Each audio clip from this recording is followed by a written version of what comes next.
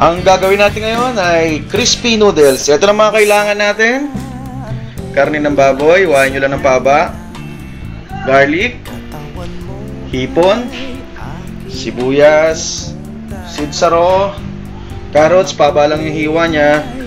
Then yung canton noodles, ang pantimpla natin dito, oyster sauce lang sa sesame oil. Okay, isa natin. Ang gagawin nyo, bago natin iprito yung noodles, kailangan painitin yung maigi yung kawali, saka nyo lagyan ng mantika. Then mainit na mainit dapat yung mantika bago natin lagay yung noodles, canton noodles.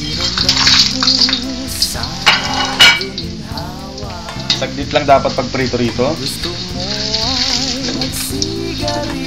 Ating baliktad.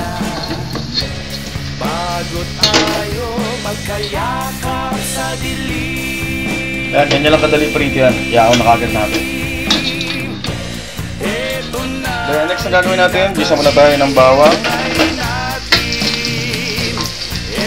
Saka natin sunod yung sibuyas. Ito yung karne ng baboy. Saka natin sunod yung hipon. Isa-isa lang. Saka natin lagay yung carrots.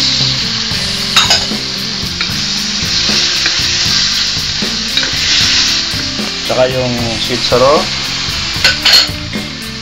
Mix lang ulit natin. Saka natin lagyan ngayon ng tubig.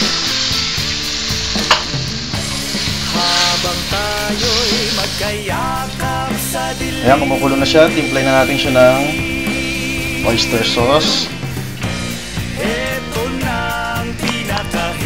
Saka natin lagyan ngayon ng sesame oil. Saka natin lagyan yung cauliflower natin. Okay? Mix lang natin.